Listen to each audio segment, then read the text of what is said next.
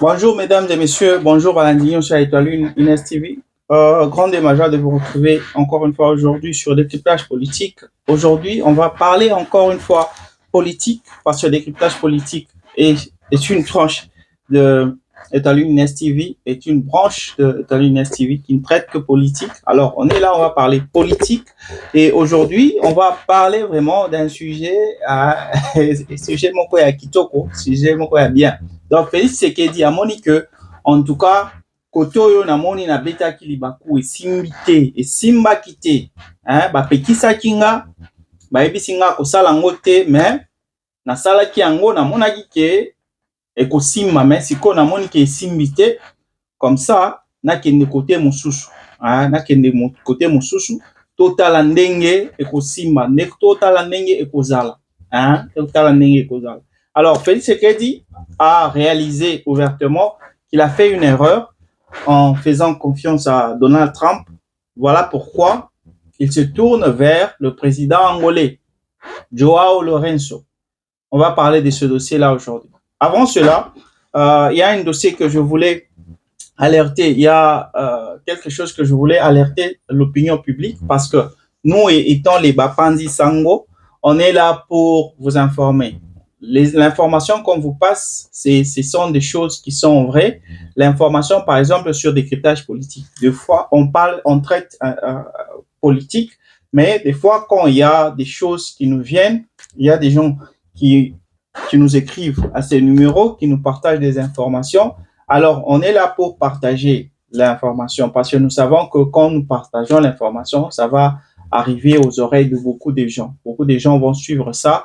Alors, ça va épargner des vies. Alors là, c'est une information, c'est une alerte rouge que j'aimerais lancer à la communauté congolaise parce que vous êtes mes frères, je suis votre frère.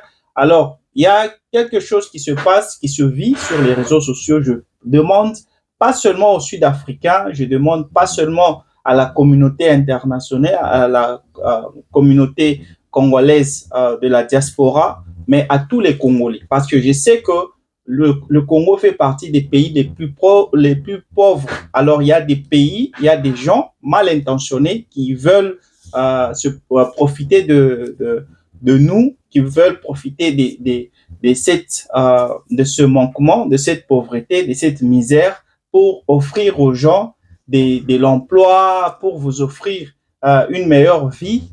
En tout cas, soyez très souple. Il y a des gens qui en meurent. Pourquoi je vous dis ça? Il y a un témoignage d'un frère. Il vivait en Afrique du Sud. Son nom, c'est Lynn Bokia Luana. Il était ingénieur informaticien.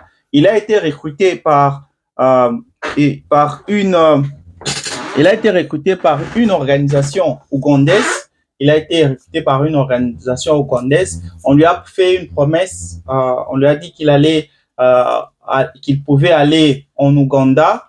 En Ouganda, là, c'est là que se trouvait leur siège. On lui a promis un meilleur salaire. En tout cas, la meilleure vie, un peu comme rêvent plusieurs jeunes d'aujourd'hui. Alors, il a décidé de quitter l'Afrique du Sud, laissant sa famille là-bas. Il est parti en Ouganda. Quand il est arrivé là-bas, il a réalisé que les messieurs, l'organisation en question, travaillaient pour les M23. Donc, c'est une organisation criminelle d'informaticiens qui travaillaient pour les M23. Alors, quand il a réalisé que c'était les M23, il a décidé d'alerter sa famille. Il leur a dit qu'il est tombé dans un piège. Là, il se trouvait en Ouganda en train de travailler pour les M23. Alors, il ne savait pas comment retourner en Afrique du Sud parce que c'était des rebelles. Alors, quand il a alerté sa famille, il ne savait pas que tous leurs téléphones étaient déjà piratés. Ces gens-là contrôlaient tout. Les Rwandais ont capté qu'il communiquait avec sa famille en Afrique du Sud et au Congo. Il leur alertait par rapport, il les alertait par rapport à la situation qu'ils vivaient. C'est ainsi que les Rwandais ont décidé de les tuer. Ils l'ont abattu à froid. Il y a de cela 4 jours qu'ils ont abattu ces messieurs. Vous pouvez d'ailleurs le voir en image. Il y a la première image là où il était en Afrique du Sud et l'autre image là où il a été abattu en Ouganda. Ils ont même écrit des écritures en Kinyarwanda que vous ne pouvez pas voir sur l'image, mais c'est un fait réel. Le monsieur a été abattu. Donc, soyez souple avant de faire tout déplacement. Quand on vous promet des choses, en tout cas, vérifiez d'abord si, par exemple, on vous promet un meilleur boulot. Cette situation, c'est pas seulement en Afrique, même en Europe, il y a des personnes qui reçoivent des offres d'emploi, meilleur emploi. On vous dit non, on va prendre, vous donner seulement l'argent, on va vous occuper, on va s'occuper de votre visa, billet d'avion et même l'endroit là où vous allez arriver. Vous allez arriver là-bas, on ne connaît, votre famille ne va plus connaître votre sort là où vous êtes et on ne va plus entendre parler de vous. Vous savez, je vous l'avais dit sur Décryptage Politique, il y a des gens qui vendent des reins, le cœur, les dents, toutes les parties de votre corps ont un prix. Toutes les parties ont un prix. Il y a les prix des reins, il y a le prix du cœur et ils ont des docteurs qui sont spécialistes, ils savent comment protéger un cœur quand ils vous tuent là, comment garder les cœurs, comment garder les reins en bon état et ils se font de l'argent comme ça. Donc, si vous êtes par exemple au Congo, vous avez des frères en Afrique du Sud, vous recevez ces offres-là des agences ou bien vous voulez voyager par des agences, rassurez-vous d'abord de la crédibilité de ces agences en France. Demandez à vos frères et sœurs qui sont en France, est-ce qu'ils connaissent cette agence-là? Est-ce que c'est une agence qui est crédible? Est-ce que vous pouvez voyager avec vous pouvez donner ou envoyer votre argent dans ces comptes-là de ces agences-là avant de prendre toute autre décision. Donc, soyez souple. On le dit pour protéger des vies, pour épargner des vies. Alors, soyez prudents, soyez prudents. Je sais que beaucoup de Congolais veulent voyager, mais des fois, on veut le faire à l'aveuglement parce que au côté où ils s'imbitent, alors on a la kendekata nzela agence. Au kendezela agence, baké obomayo pamba. Alors, soyons souples, mes chers frères et sœurs. Alors, sans plus tarder, je vous passe décryptage politique. On est là pour parler décryptage politique. Makambo ya Félix Tshisekedi. Makambo Félix Tshisekedi. Et comme à niveau il y a des gens qui parlent de théâtre de chez nous. On suit ça d'abord. Je vais vous passer 2 vidéos. Oui, c'est ça. Je vais vous passer 2 vidéos. Ouais, je vais vous passer 2 vidéos et puis je vais vous lire aussi quelque chose et puis on va... Sujet principalement celui concernant la paix, la naissance de la République démocratique du Congo. Donc, à son initiative, je suis venu. Nous avons eu une discussion très très intéressante. Et comme vous le savez, il est, en plus d'être président de la République d'Angola, président en exercice de l'Union africaine. Et à ce titre, il y a là-bas plusieurs initiatives de paix dans mon pays, qui me touchent beaucoup d'ailleurs. Et là encore, toujours dans son souci de vouloir cette paix, il m'a fait certaines propositions que j'ai trouvées très très intéressantes et qui, j'espère, vont nous permettre d'avancer sur ce plan de la paix en République démocratique du Congo. Pour le moment, je préfère ne pas en dire plus si vous comprenez ce que je veux dire. Merci, mesdames et messieurs.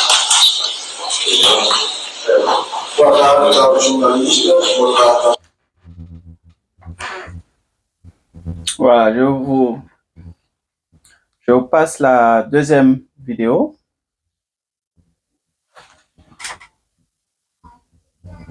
Vous savez que les M23 allaient, quand ils ont pu ouvrir, ils avaient le vent à couper.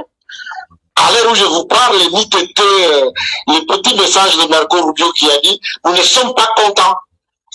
Nous ne sommes pas contents. » Je crois qu'on ne parlerait pas le même langage, il serait à Kalini. Nanga a dit qu'ils ont été contactés par les États-Unis. En tout cas, si ça n'a pas été le cas, à ce moment ici, on parlerait ici à Calémie. Parce que, bon, je suis honnête de vous dire que sur la route, il n'y avait pas grand-chose. Aujourd'hui, ça nous permet d'avoir l'état de nous préparer pour ça dit pour le moment. Ça veut dire que le Congo, pour le moment, le Congo ne compte que sur les États-Unis. Je ne dis pas ça, mais avec. Et Joël Namabé. Voilà. Il y a aussi quelque chose que le président de la République a dit, que j'ai voulu lire pour vous. Voilà, il a dit ceci.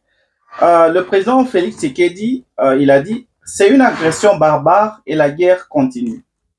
Mais nous avons un grand homme, le président João Lourenço, qui est notre champion en Afrique pour la paix. À son initiative, je crois que cette paix deviendra réelle. À son initiative, je crois que cette paix sera réelle. » Alors, cela nous pousse à réfléchir un peu. Essayons un peu de réfléchir ici. Nous sommes des intellectuels. Je sais que Étoile Inès TV, abonné à Étoile Inès TV, Baza Bato, Batanga, ce sont des gens qui ont étudié, ce sont des intellectuels. Alors, réfléchissons un peu par rapport à ce que le président a fait. Quand le président a été mis au coin, il était au coin C. Quand les M23 ont pris Goma, ils ont pris Uvira, il avait la peur, il était paniqué, il a convoqué une réunion urgente entre lui et les opposants, le dialogue que beaucoup d'ailleurs réclament aujourd'hui. Il a été le premier à chercher cela.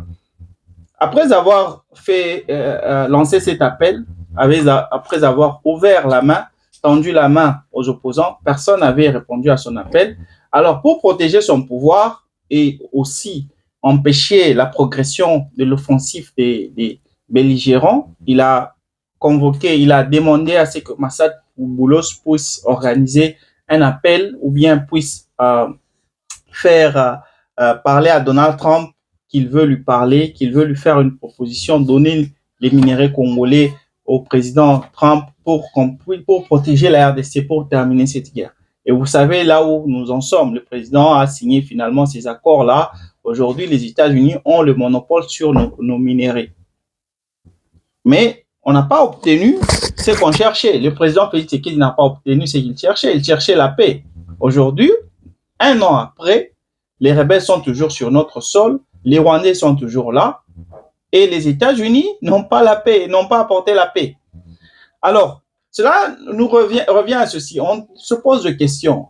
Quel est le rôle de Donald Trump dans cette histoire de la RDC? Qu'est-ce que fait Donald Trump? Parce que il avait promis lui-même que, en tout cas, cette situation allait se régler. Il avait même dit lui-même devant,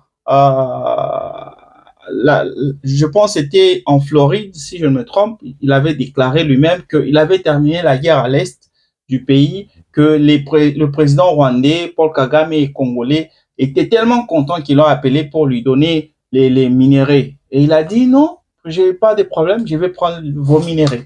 Il avait dit ça après que Uvira soit tombé dans les mains des M23.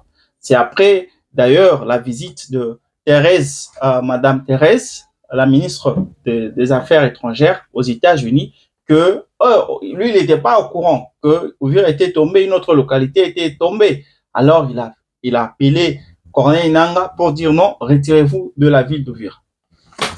Quand Félix Tshisekedi était parti, il était parti voir Donald Trump, c'était pas pour que ces gens-là ne puissent pas prendre une autre localité.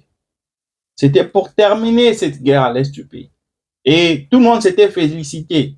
Vous l'avez vu, il y a des médias pro-Tshisekedi qui se jubilaient déjà. On parlait déjà, oh, et yende mokonzi, yende motonabiso, yende les sauveurs de l'humanité, yende Jésus nabiso, yende aussi là. Après 30 ans, finalement, Bitumba ici, vous les connaissez vous-même.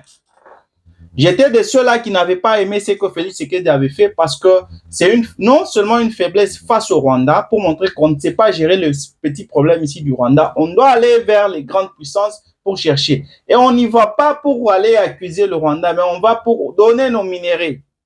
Et ça devient une faiblesse parce que maintenant, là, on doit dépendre de Donald Trump.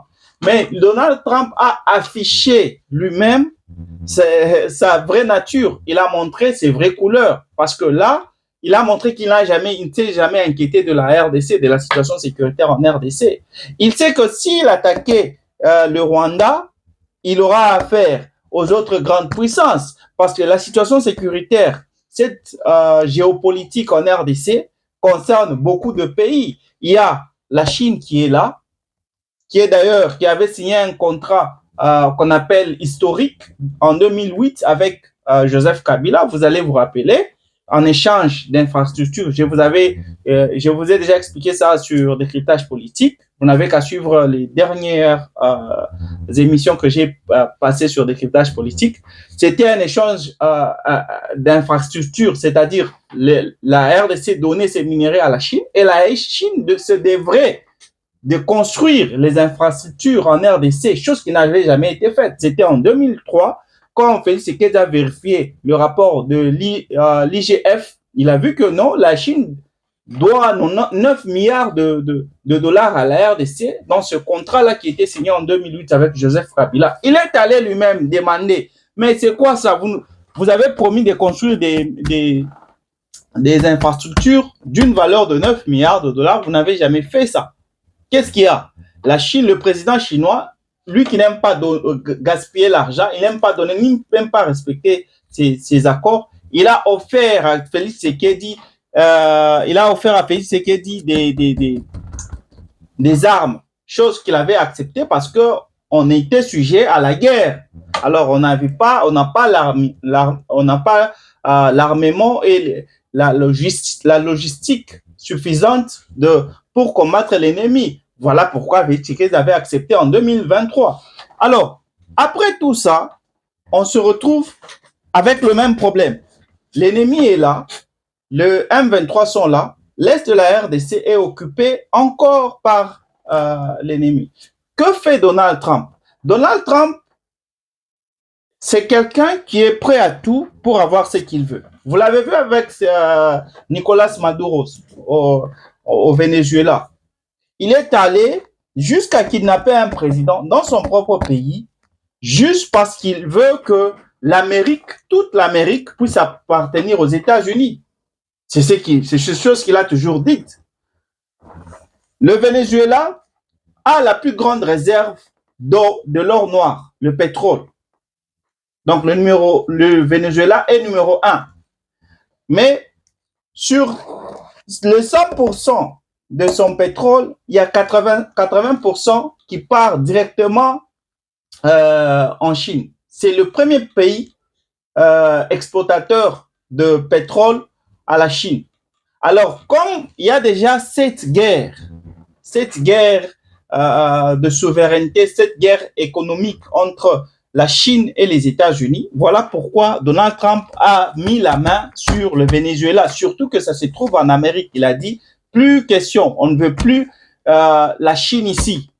Tout ce qui est en Amérique doit appartenir aux États-Unis. Vous l'avez vu avec les Greenland. Là, je ne veux pas entrer dans ce dossier-là de Greenland parce que là, c'est une guerre qui est en train d'être sémée entre l'Amérique, les États-Unis, la Russie, la Chine.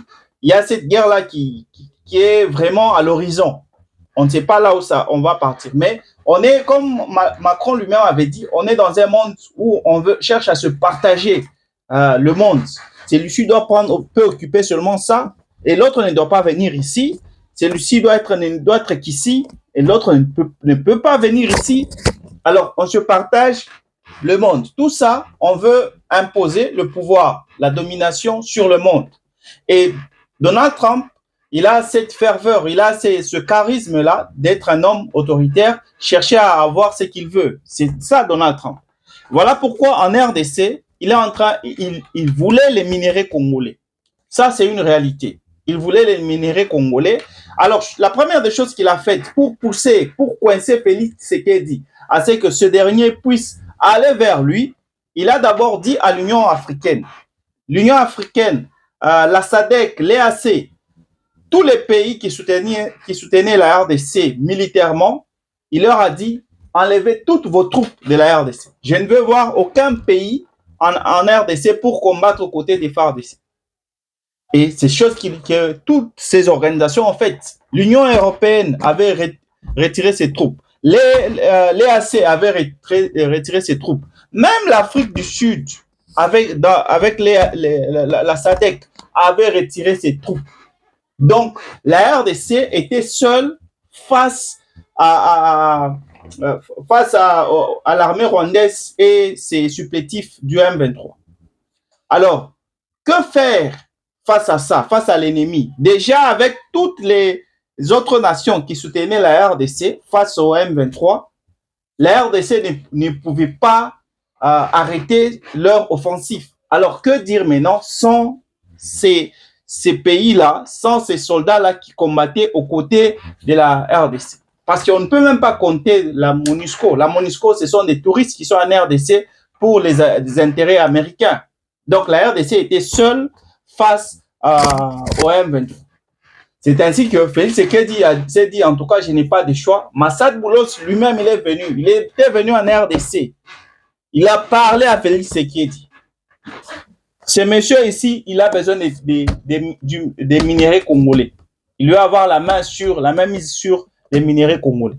Alors, si tu veux réellement à ce qu'il puisse t'aider et te protéger ton pouvoir, fais assez que ces messieurs puissent avoir la main sur les minéraux congolais. Félix Tshisekedi avait d'abord résisté. Voilà pourquoi il avait proposé, oh non, je donne les minéraux, mais permet à ce qu'au moins nos soldats soient formés aux États-Unis, soient formés là-bas, qu'ils soient entraînés là-bas et que tu puisses pourvoir à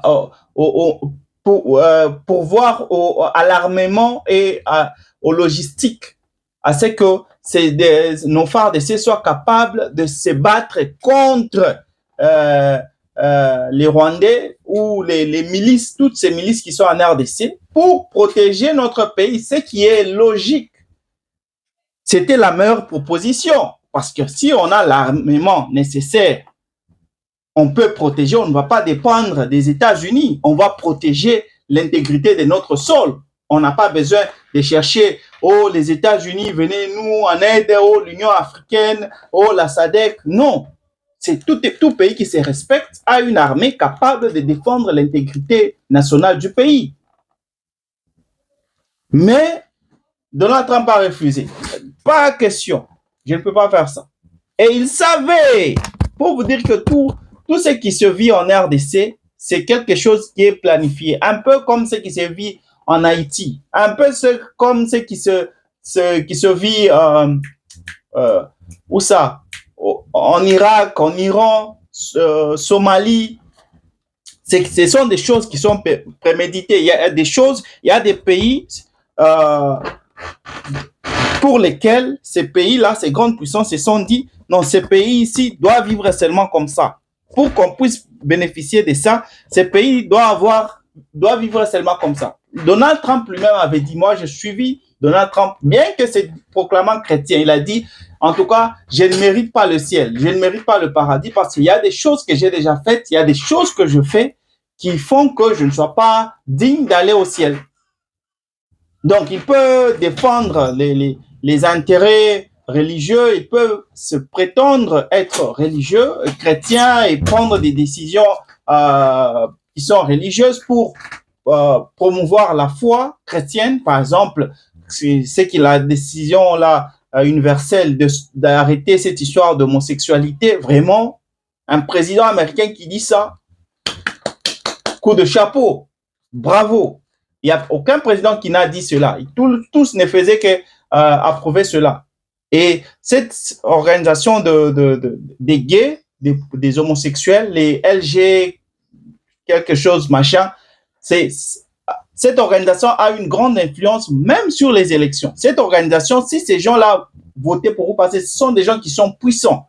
Si ces gens-là vous soutenez, vous avez beaucoup de chances de gagner les élections. Mais Donald Trump a tourné les doigts à ces gens. Il a dit, pas question, même durant sa campagne, il dit, moi, c'est soit que vous êtes un homme, soit que vous êtes une femme. Que ce soit dans l'armée, dans toutes les institutions de l'État, vous êtes un homme ou bien vous êtes une femme. Vous avez vu ce qu'il a fait au Nigeria en décembre, le jour de Noël. Il avait d'abord menacé le Nigeria. Il avait dit, si vous n'arrêtez pas, ces terroristes-là, ces djihadistes n'arrêtent pas de tuer des chrétiens, moi-même, je vais intervenir au Nigeria parce que vous ne pouvez pas tuer des chrétiens. Et le jour de Noël, il avait bombardé au Nigeria. Vous-même, vous le savez. Donc, il est en train de promouvoir la culture chrétienne, de défendre les valeurs chrétiennes, mais au fond, c'est quelqu'un qui est prêt à tout pour avoir ce qu'il veut. Il a obtenu les minéraux congolais.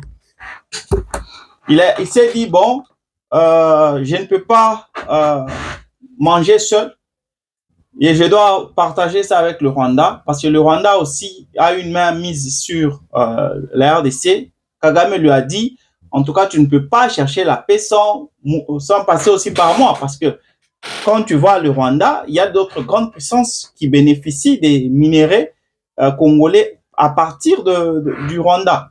Et d'ailleurs, je peux même vous signaler que le Rwanda même exporte certains des minéraux directement vers les États-Unis. Les tungstènes, l'année dernière, je pense, vers novembre, que le premier lot des tungstènes a quitté le Rwanda pour aller directement aux États-Unis. Donc, les États-Unis partagent aussi les intérêts, les minéraux congolais à partir du Rwanda. Alors, le Rwanda, c'est un pays stratégique de toutes les grandes puissances pour voler les minéraux congolais. Alors, dans cette histoire de conflit géopolitique entre la RDC et le Rwanda, il y a beaucoup de pays, beaucoup de grandes puissances qui en bénéficient, qui profitent de cela. Alors, Félix Tshisekedi a vu que non, j'avais Nansala qui m'a bé, Nansala qui erreur. Nansala qui erreur, n'a pas signé, bah, il Yango, il se tourne maintenant vers João Lourenço pour dire c'est notre champion. C'est notre champion. Maintenant, il dit que c'est à l'initiative parce que João Lourenço aurait, selon les dires de Félix Tshisekedi, João Lourenço aurait une nouvelle solution pour traiter de la paix en RDC. Il a dit c'est pas, selon Félix Tshisekedi, c'est pas un nouveau processus de paix parce que le processus lui-même, il a déjà été signé à Washington entre la RDC et le Rwanda. Mais João Lourenço, il a aussi une nouvelle initiative qu'il trouve vraiment nécessaire pour terminer la guerre à l'est du pays. Donc, le président lui-même, il avoue indirectement que ça n'a pas tenu avec Donald Trump. Voilà pourquoi il est obligé de recourir au champion. João Lourenço, c'est un champion de paix en Afrique. Lui-même, Félix Tshisekedi avait avoué avoir fait des accords avec Lourenço. Il fallait seulement que Kagame puisse aller là-bas et signer ces accords-là et on allait retrouver la paix en RDC. Si Paul Kagame ne respecte pas Donald Trump, si Paul Kagame ne respecte pas les accords signés à Washington, qu'est-ce que vous pensez qu'il dira de João Lourenço? Est-ce que vous pensez vraiment que Paul Kagame peut ne pas respecter les accords de Washington, accords signés avec les États-Unis, pour respecter des accords avec João Lourenço? Parce que peu importe ce que l'initiative est de João Lourenço, peu importe ce que les deux planifient, Félix Tshisekedi et João Lourenço, si le Rwanda, si Kagame n'est pas invité à la table pour traiter de ça, on ne peut pas parler de paix régionale. Ou je dirais à long terme, on ne peut pas parler de ça. Parce que pour le moment, on est encore toujours dans une position de faiblesse. On ne peut même pas aller imposer la paix à l'Est. Parce que si on se veut d'être ce pays qui veut imposer la guerre, on se doit de remanier notre armée, on se doit d'avoir l'appui militaire des pays qui sont vraiment forts, qui ont une armée forte, qui peuvent terminer cette guerre. Mais cette guerre, c'est une guerre qui nous a été imposée injustement par les mêmes pays auprès de qui nous sommes allés demander de nous assister, d'apporter la paix, de pacifier la région de l'Est. Ce sont ces mêmes pays qui sont à la base de tout ça. Si Donald Trump a imposé à tous ces pays-là, l'Union européenne, la SADC, l'EAC, de retirer les troupes de la RDC, qu'est-ce que vous pensez que Joao Lourenço peut faire pour apporter la paix? Donc, le président de la République est en train de tourner autour du pot. En tout cas, c'est une honte encore une fois, parce que cela montre qu'on n'a pas de vision, on ne sait pas là où qu'est-ce qu'on veut réellement.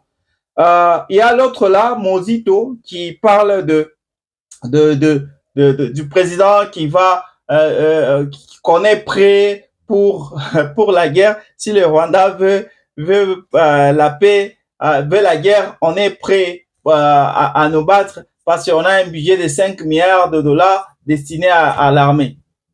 Je vais vous parler de ça demain. Mesdames et messieurs, c'était Décryptage politique avec votre frère politique, avec votre frère Francis. En tout cas, on se retrouve demain avec la même force, la même énergie. Bye.